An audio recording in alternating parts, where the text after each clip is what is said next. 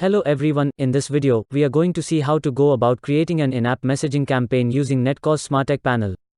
Before we jump into the actual campaign creation process, you need to ensure that the latest Smartech SDK is integrated in your Android or iOS apps.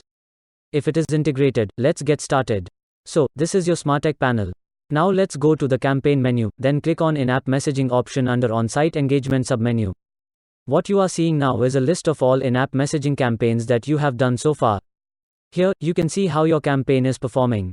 Also, you can use filter or search options to locate a particular campaign. Now, let's click on Create Campaign button given in the top right corner. In-app messaging campaign creation is a 4-step method. Let's go through these one by one. First step is the setup. Here you can add campaign name. Then select an app for the campaign. You can also add tags to your campaign. In advanced options, you can set up conversion goal by selecting a particular activity and control group by specifying the desired percentage. Once done, let's save this step and proceed to the audience section. Here, you will select activity trigger to define the target audience for your campaign. Any user who is doing this selected activity will see the in-app message. Let's click on the Save and Next button to proceed to the content section.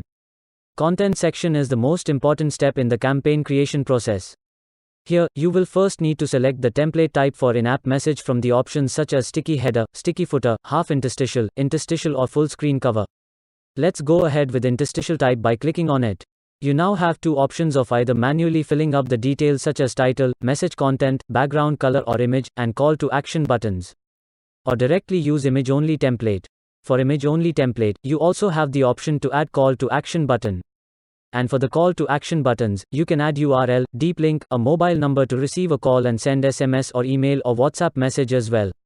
On the right hand side section, you will be able to see a preview of the content that you are adding. For this demo campaign, I am going ahead with image only template. Once our image is uploaded successfully, we can see it in the preview. And for the call to action button, add deep link details. You are now done with adding content for this in-app messaging campaign. Now, let's go to the last section, which is schedule.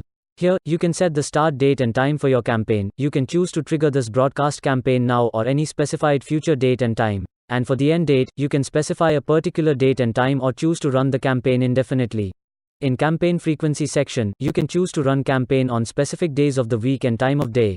You can also control how often this in-app message should be shown to the end user. Now click on the Save and Preview button and quickly review the campaign details.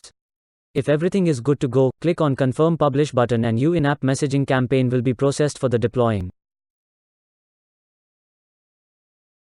Once campaign is executed, you can see the campaign performance metrics in the listing page as we had discussed at the beginning of this video.